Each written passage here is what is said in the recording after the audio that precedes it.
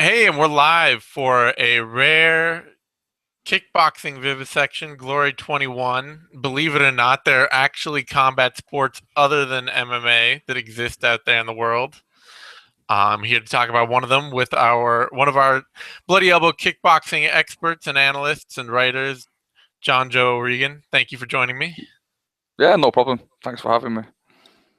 So we're talking about Glory 21 San Diego here, which features a title fight between Artem hmm Levin and Simon Marcus, and then a couple other highlight fights, and it's a heavyweight tournament, right?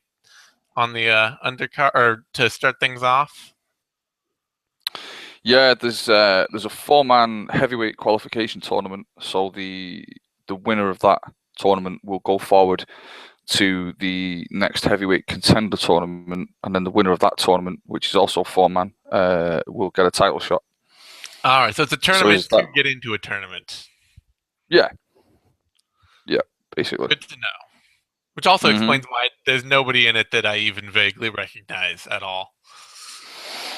No, probably the most for anybody casual, probably the most recognizable name might be Xavier Vigny. You know, he's a Californian. He was recently seen in the UFC 183 countdown, I think it was, when Nick Diaz was facing Anderson Silva. Vigny was one of his sparring partners. Vigny, Joe Schilling, and Artem Levin actually came into the camp as well for Diaz's striking training. So if you go back and watch that UFC countdown, you'll see Vigny in the background sometimes moving around with Diaz. Yeah, Some I people think might.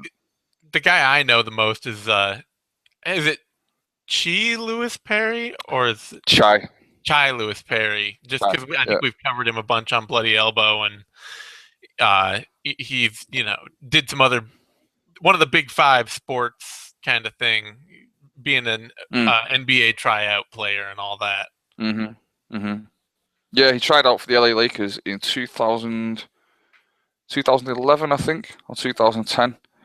And they made him an offer, but it was like it was like a lower tier team. It wasn't for the first team, and the Yeah, money wouldn't really have allowed him to live in Los Angeles properly. So he switched over to the fight game. He also fights for ONE FC out there in the East. So he's a two-sport athlete, MMA and kickboxing. He's a good friend and training partner of Alistair Overeem, and he's a pretty similar sized guy. He's a big dude. Made his debut last month on the Glory 20 Dubai show and stopped his opponent in 25 seconds, which was yeah, the third fastest knockout. That's the third fastest KO in Glory history. He's got real stopping power. yeah. I But saw so was that Vigny. fight. Yeah, so was Vigny. Vigny was at Glory 19 Virginia earlier this year, and he scored a quick finish as well. Yeah, he. I think he stopped. I think that was a first round finish. Mm, He's got a really good right hand. So they've both got power in the tournament. Then you've also got Maurice Jackson. He's a K1 veteran. He's another big guy. Like actually, I was in the hotel before, and there were some people from Glory milling around, and they were looking at gloves because they're not sure that Maurice Jackson's hands are actually going to fit into the glove. So yeah, they're kind of getting their heads around that one. He's a little bit like they had the same problem with Chai. They had to stretch some gloves for Chai. So a little bit like, remember Shane Carwin in the UFC? yeah, They used to have to yeah. give Shane Carwin like a triple XL glove or something. They're having the same issue downstairs now because the gloves they wear are only 10 ounces. Now, when you look at like an MMA glove and it's only 4 ounces, you think 10 ounces sounds like a lot. But when you actually look at the glove, because it's bigger than an MMA glove, you know, a lot of Yeah. the weight is distributed around the wrist and stuff for wrist protection. The actual padding, like to me, to allow guys that size to wear a 10-ounce glove, they might as well have like a piece of tissue wrapped around the hand. You know, like when they hit you in one of them, you're going to feel it. They might Oh as well yeah. be I mean, wearing like a a lot mitten of or something. boxing is like 14-ounce gloves and things like that. I mean, you see, that they're much bigger than that. 10 ounces is a pretty small glove. I mean, Mm, you see it in the ring. It doesn't look like much, really, no, at all. the gloves are actually going to look really funny when you see the broadcast and you watch Chai and Maurice wearing these gloves. It's going to look quite comical, I think. Yeah. So it's all overall. I mean, it looks like a pretty fun card. I mean, there are definitely a couple. There's a setup fight, a showcase fight on it, and a title bout, and then hmm a heavyweight tournament. And who doesn't want to watch heavyweights bang against each other? hmm Um, Yeah, it's It's not a card that's loaded with star power in terms No. of recognizable names. It's not one of those cards where you've got, I don't know, Peter Hertz on it, or names that casuals would recognize. But it should provide. There should be, I would say, at least 50-60% of the fights are going to end with a big finish. The heavyweight fights, obviously, you wouldn't expect to go the distance. The co-main event with Raymond Daniels, a lot of people probably saw that finish that Raymond Daniels scored in Denver last year, the two-touch spinning flying heel kick. I'd be surprised if he doesn't pull something. He's facing Justin Baseman, who's he's an MMA journeyman. He's making his kickboxing debut. He is a striking stylist himself, but there's a difference between being a striking stylist and being somebody like Raymond Daniels. Even in MMA, he's not like, you don't think, oh, Justin Baseman striking. I mean, it's not like, it's not like Edson Barboza stepping into the kickboxing ring and you're saying, oh, well, he's a really good MMA striker. It's like, oh, I guess he stands up when he fights. Yeah, that's kind of my feeling on it. I mean, anything can happen in a fight, but certainly if I was going to be placing money on this fight, then it would be going Daniels' way. I would expect something pretty special, because even Daniels in his last fight lost to Nicky Holzken, who is absolutely world elite level. But even Holzken was having problems with Daniels' timing at times. Holzken was getting caught with that spinning back kick and stuff. Yep. And if you're catching a guy like Holzken with stuff, then anybody further down the food chain, I think you're going to give him real problems. Yeah. So, not to talk down on anyone, but I think that this is a very, very tall order for Baseman. And, well, it's one of those fights that I call it a showcase fight, where you're watching it because you want to see something really cool. Like, you're not watching it because it's going to be a competitive fight. You're watching because you want to see Raymond Daniels get a highlight knockout that's going to be really awesome. Yeah, I think you're watching a planned execution. Yeah. And that's all right. I mean, I'm okay. I'm okay with that. I'm fine with that. Yeah. Yeah, I mean, that's people want to see highlights. It's the reason people watch, like, the baseball's home run competition, the slam dunk competition in basketball. Like, some people want to watch competitive games. Some people want to watch somebody do a dunk from the free throw line. This is the dunk from the free throw line fight. I think you're watching something that's in the finest traditions of Pride FC Japanese style matchmaking. That was the kind of thing that I think the UFC should do it more often. Oh yeah. It's a little bit tricky for the UFC because they're supposed to be like the best at the best. So, they're supposed to be like no easy fights. But the fact that they've signed every MMA fighter in the world practically now, they probably could set up a few more. Like, you probably see this every time, there's news items on Bloody Elbow, like 6 more released from the UFC, and I look at them and I'm like, never heard of any of them. Half of them probably don't get recognized in their own gyms.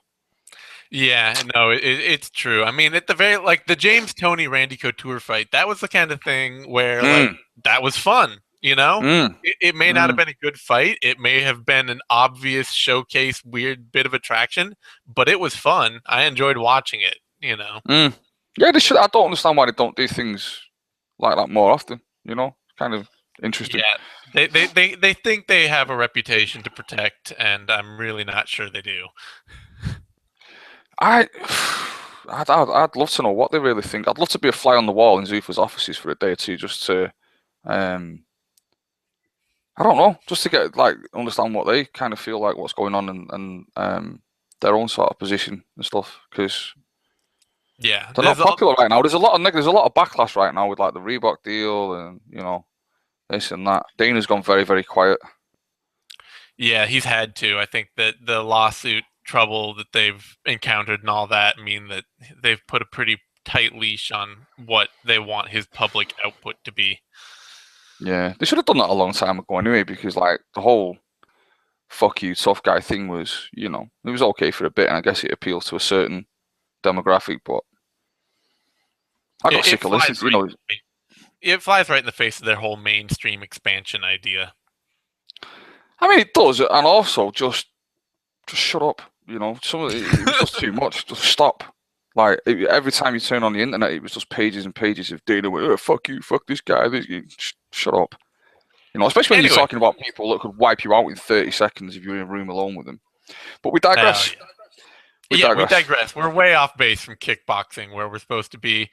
So, looking at the battle order here, working from the bottom up, We Mhm. got a military bout here against a couple guys I've never heard of. Anything we need to watch out for there, or should it just be kind of a sloppy You Army Navy kind of brawl? no, actually, I was at the open workouts, and one of these guys, I think it was Kyle Stewart, Mm. um, looks good, really good. You know, he looked dangerous at the open workouts. The other guy, not so much.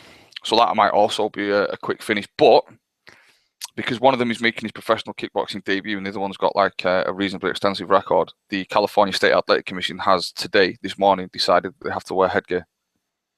Oh, that's So the fight is going to be moved to the Super Fight Series card. It's going to be shunted down, and they're going to film it, and then I think they're going to show like just a montage, like a highlight of it on Spike TV, rather than actually broadcasting it live. You know, which probably makes sense, I guess, given that they're going to be wearing head guards and stuff. But it actually might be a decent fight. Certainly, one of them looks like he has the potential to fight for glory in the future.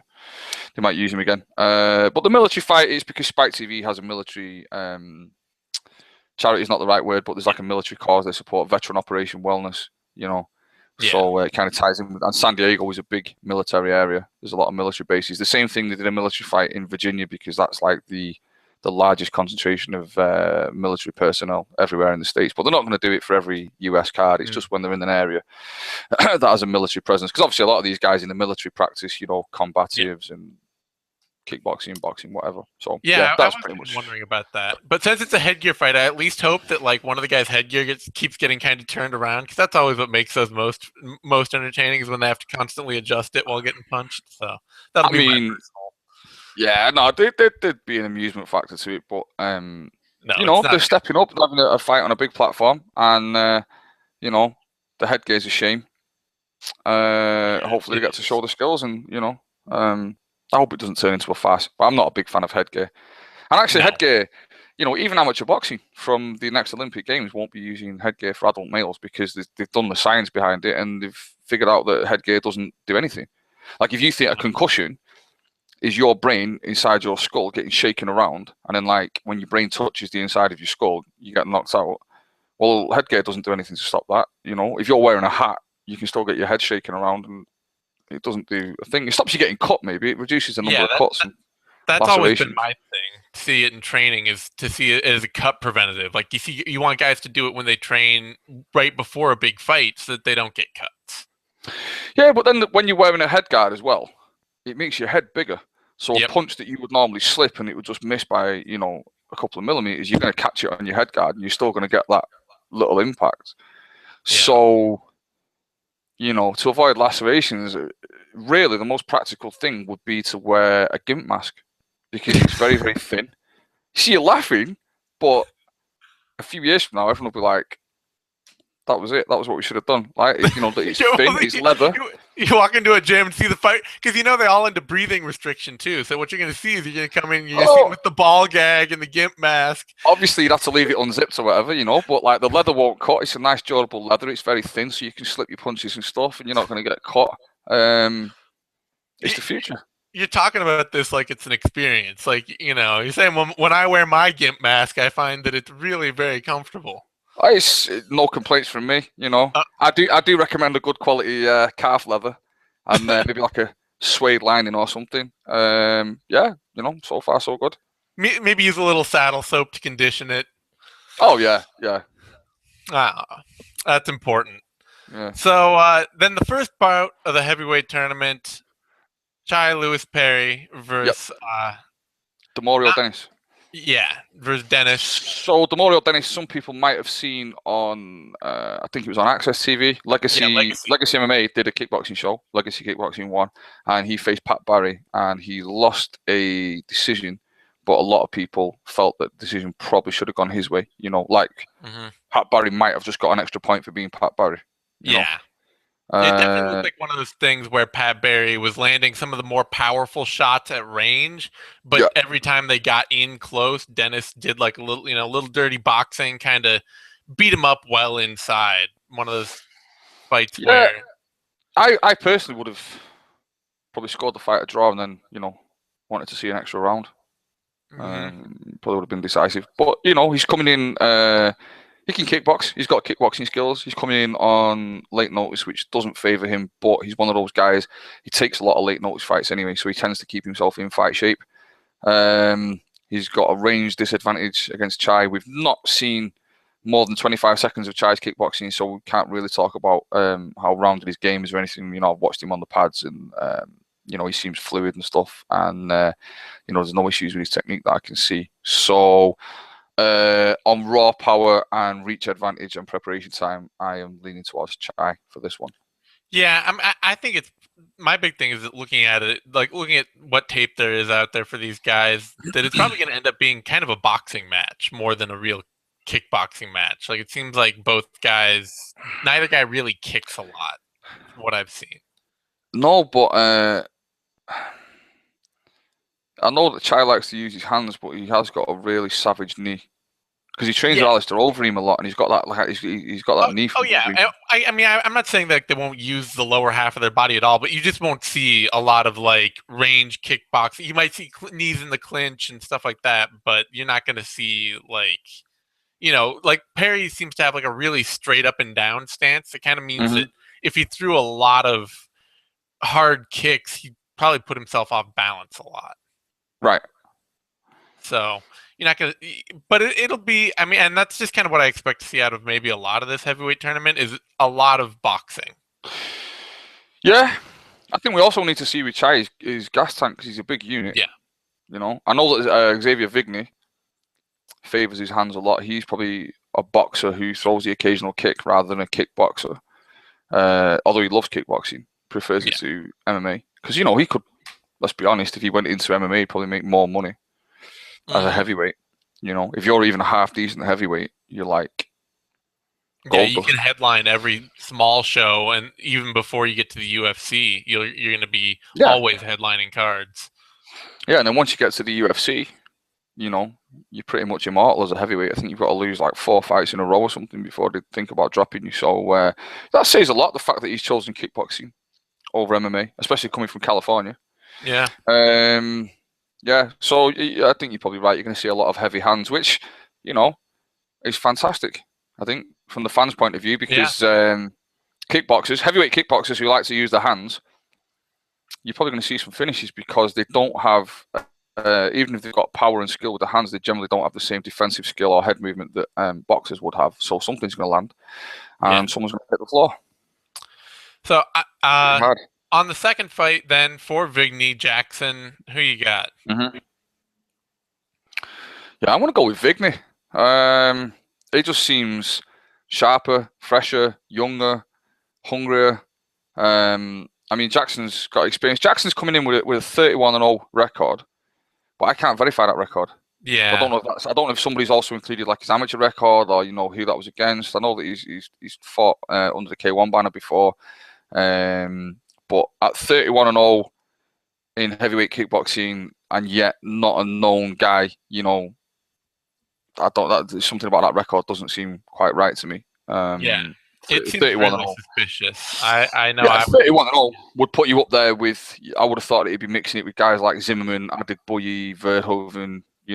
So the fact that he isn't, unless he's been doing it on local shows or something, I really can't verify the record. But he's a big dude.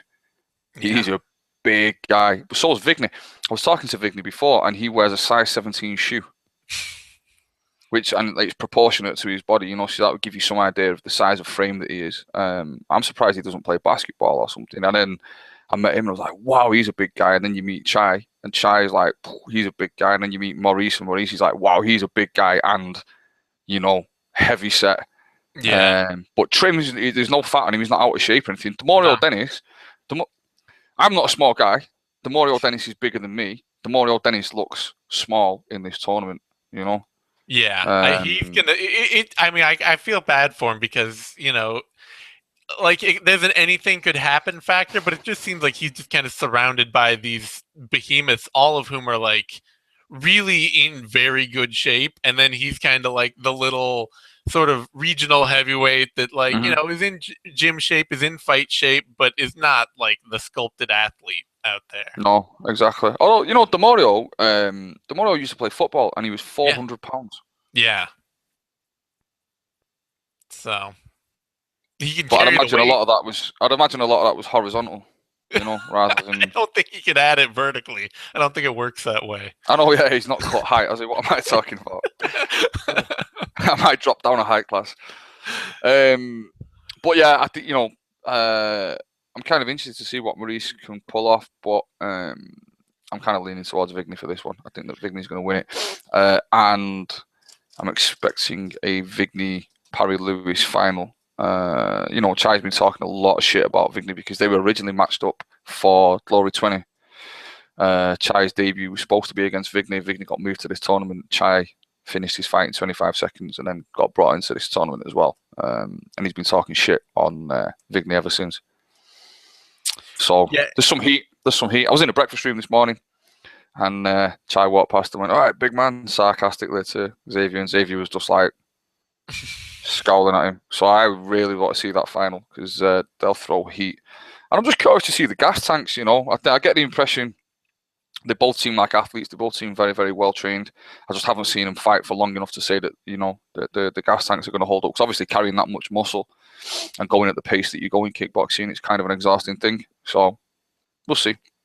At least it's not happening in Denver. I think that yeah, no kidding. I think I would hope for that too, just because the winner of that fight seems like they would actually be like at least a consistent enough performer to have an impact in a more prestigious tournament. Mm-hmm. Whereas I feel like if either Dennis or Jackson win, like they could pick, you know, they could win because heavyweight's fluky and anything can happen. But you wouldn't then get somebody who's likely to perform well down the road in more like Jackson's MMA, even his MMA record, because he's had some MMA fights. He's had like 3 no contests and 6 fights over 10 years. I mean, this isn't somebody who's performing at a consistent level, a high level. Yeah, I don't disagree. So, you know, I think Vigny, Chai in the final. I don't really want to pick it either way. It depends what the previous fights, because it's a tournament, you know, so it depends how the semi-finals go. Yeah.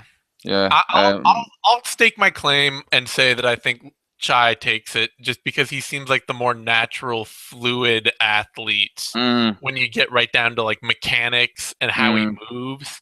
I think, you know, Vigny's a big guy. He's not a terrible athlete, but he seems like a bit wooden in his striking and in his delivery, a bit mechanical, a bit overly like a guy working on the technique basics, whereas Perry seems like he can really explode into the pocket with hard shots and, you know, is dynamic. I'll go along with that.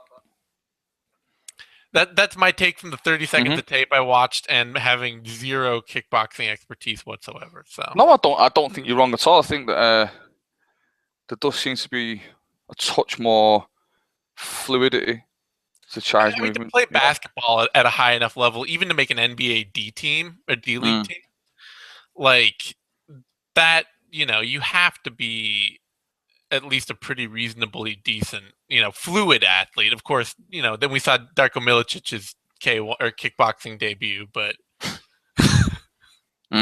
so that he could throw a monkey wrench in this whole thing. But I like, you know, the body shot he landed to land that quick knockout on that guy. That actually looked like he stepped in there with a lot of authority to land that shot, you know. Yeah. You said he had a hand injury. So they started throwing the working on the left hook coming like up as a shovel hook as opposed to coming across with it, because it was either his hand or his wrist a few months before the fight, and then it turned out that it was just a really good punch for him, and it was like he was dropping people in training with it all the time. So yeah, but Xavier will know that it's coming. I'd imagine that's true. Done some preparation for that. So it's going to be interesting if they do meet up. We will see. Yeah. Co-main event we've talked about Raymond Daniels, Justin Baseman. There's not really too much more to add to that. Obviously, you know, Daniels has got that that karate background and that taekwondo background. Very unique skill set, sense of timing. People who've seen, say, Edson Barboza's finish of Terry Edding, you know, that spin kick. That is the kind of thing that Daniels pulls off all the time. He stopped UFC veteran Brian Foster with a spinning heel kick. Was that his That glory that to debut? me seems like a much better win than Baseman would be. Like Brian Foster is actually a pretty good fighter in He's MMA. He's tough. he's a Yeah, he's a tough guy. he's a kickboxer where I actually like. He's the kind of striker where it's like, that's actually somebody who was a pretty good striker in MMA, and Mm. could see the move to kickboxing. This is just a fight where you might as well be throwing Tito Ortiz in there, like you know. Yeah. Like I said before, I think you're probably looking at a planned execution, which is fair enough. Yeah. Daniel's actually supposed to be on the Joe Rogan podcast, Joe Rogan Experience, whatever it Yeah. is, tonight. They're recording an episode, or they're doing a broadcast tonight. I think Daniels is going to be on that, if anyone wants to catch that. And that brings us to the main event. Artem the Lion Levin, world middleweight champion, against Simon Bad Boy Marcus of Canada by way of Jamaica. Yeah, it looks like a great fight. I mean, even like, knowing that Marcus has a win over Levin in Muay Thai, and I realize that's a whole different. Mm-hmm. There's a different focus there than kickboxing. Well, the thing with Muay Thai is obviously you can clinch as much as you want, Yeah, and you can also use elbow strikes, both of which are key strengths for Simon Marcus.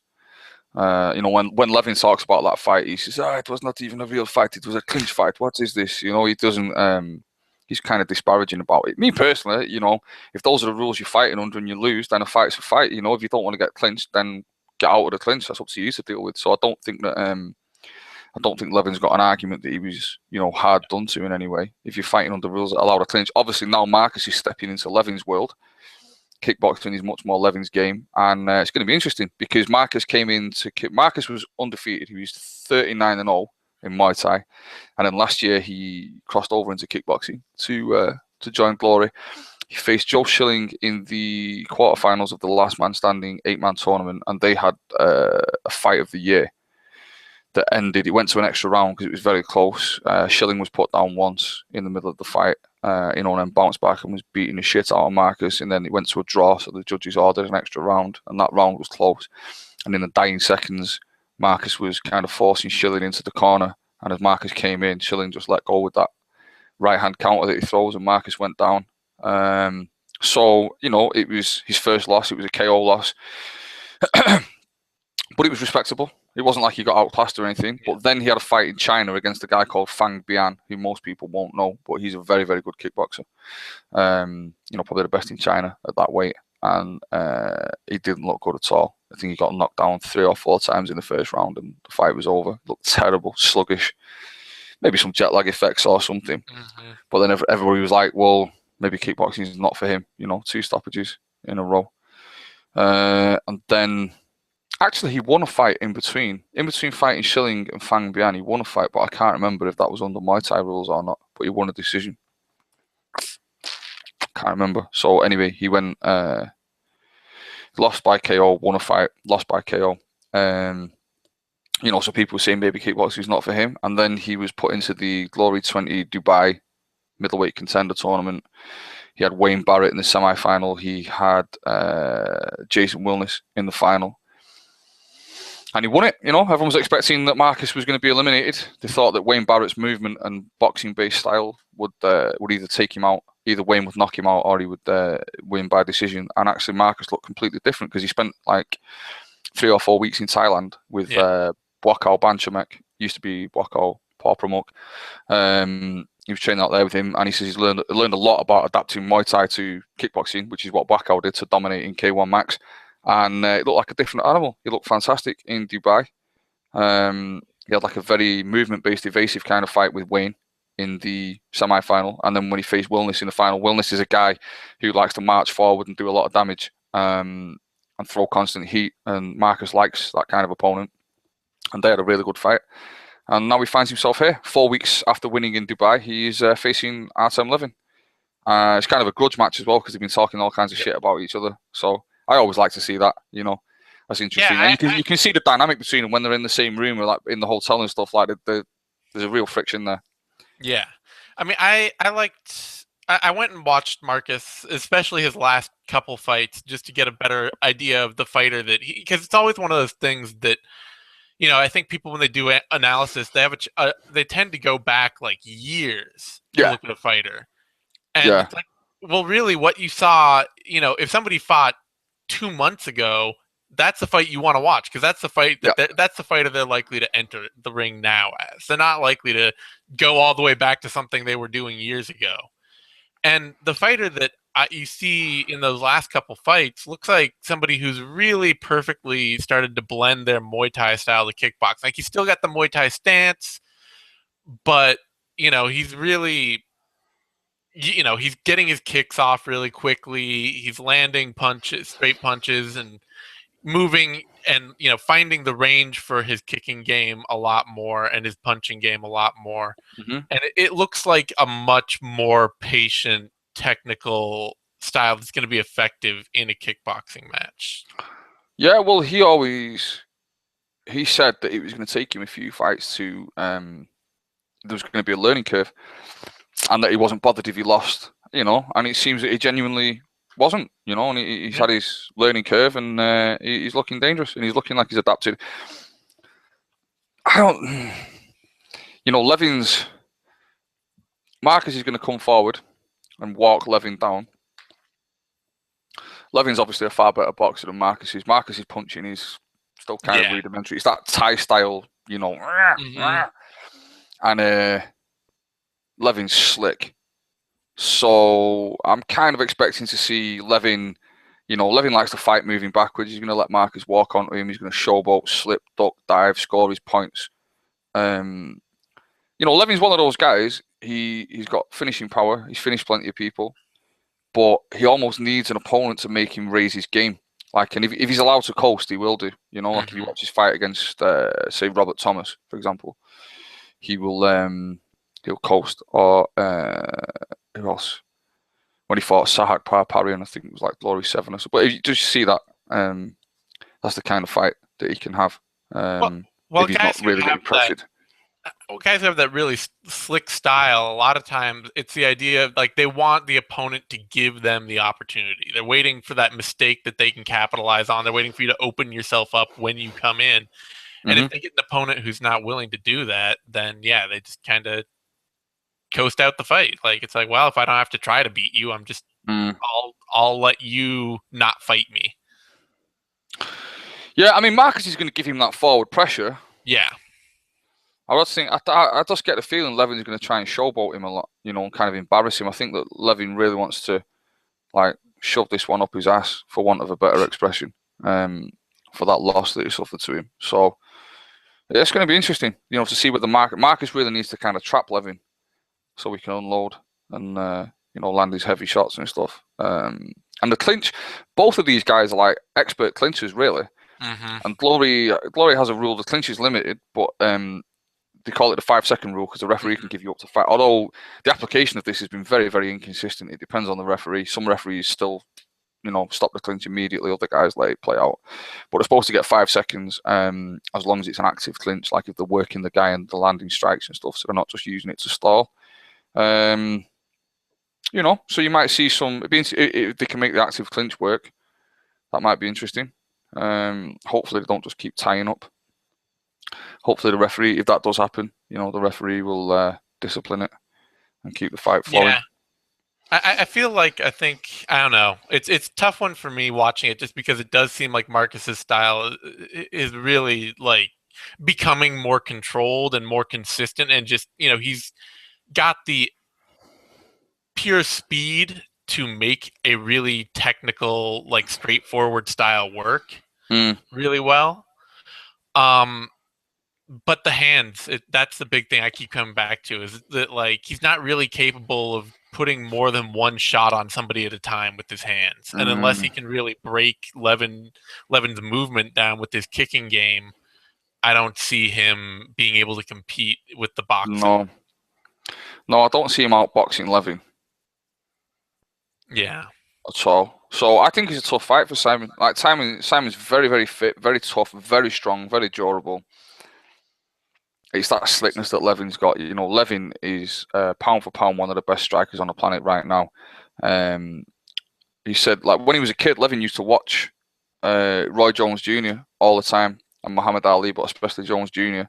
And you can kind of see that in his style that he tries to replicate that kind of stuff, for want of a better expression, that kind of Mayweather-y type of defensive perfection and evasion or whatever. And I think that you would need maybe somebody who's going to be a touch more creative than Simon to sort of really pin Levin down. On the other hand, Simon's been saying, he pointed out a previous loss or two that Levin's had, and Simon's been saying, look, in these fights, he mentally broke, and I will mentally break him. So, I don't know. My money would go on Levin. My money was going to go on Levin by decision. But that seems like the safe pick to me. That's the thing. It is the safe pick. But Simon is also, absolutely world class. You can't write the guy off. I'm looking forward to it. It's an interesting fight. Yeah. I do think that Marcus is faster. Like, watching him, I think he's actually just, the pure, like, straight, especially with his kicks. Like, his kicking speed with his body kicks and his leg kicks, it just is unbelievable. And that's one of the things is, okay, his hands aren't, anywhere near as slick as Levin's or whatever, but, like, if he's throwing punches and then Levin's ducking and diving, when you're doing that, that means that you're heavy on your legs. All your weight is resting on your legs. So it could be that he uses that to get Levin moving around and then starts kicking his legs out when he's heavy on his legs, bait him into taking leg kicks or something, which will take a lot of Levin's movement away. He's got savage knees to the body as well. He might use that to set his knees to the body up. So, like, as much as Levin's going to be ducking and diving and slipping, he also needs to be countering at the same time, because if he isn't, then he's going to be wide open to taking those kicks and knees from Marcus. So it's a good fight. It's a good fight that I think headline. It makes this whole card, like, really worthwhile, because you get some sloppy heavyweight brawling at the bottom. Yep. A real big showcase win for Daniels that I think we can all check off unless something miraculous happens. And then at the top of it, you get one really competitive technical fight that should deliver. It's you're right. It's a card that's got, like, a lot of different looks. It's got something for everyone. Yeah. What is it? There's one, two. Well, there's going to be 3 tournament fights. The co-main, the main event. That's 5 fights. Out of those 5 fights, I think I can see 4 stoppages. I'd be surprised if there's less than 3. So yeah. Like we say, not the biggest for the casual fan. It's not the biggest name card that Glory's ever done, but I think it is going to deliver on the action front, and that main event is absolutely world class. And anytime you're watching Raymond Daniels do his thing, the Michael Jordan of spin kicks and stuff, to overuse a phrase that has been overused many, many times. But if Travis Luter can be the Michael Jordan of BJJ, then he can't. Who said that? Was it? No, it was It Goldberg. was Goldberg. Right? That was Goldberg, famously. Speaking of Goldberg, so I think on the note of a classic Goldbergism, if we're going that deep, we got to wrap it up here. Okay. We're obviously out of stuff good stuff to say. So, thanks for dropping in and dropping all this knowledge on me, and I actually getting me more excited for the Glory card this weekend than I was coming in. Let me just wrap up with this. All right. They've just announced some fights today for the next Glory card. Is Glory 22. It's going to be Friday, June the 5th in France. Rico Verhoeven is going to defend the heavyweight championship against Benjamin Adegbuyi from Romania. Benjamin is 3-0 in Glory. I think 2 of those fights by way of stoppage. He's been fighting on the Super Fight Series card. This is going to be his Spike TV debut. He's a great talent. That's going to be a really good fight. Really good fight. Then you've also got on that card, there's a 4-man lightweight contender tournament. Former champion David Kiria. He's in back on the title trail. He's facing a new signing from Thailand, Sitachai.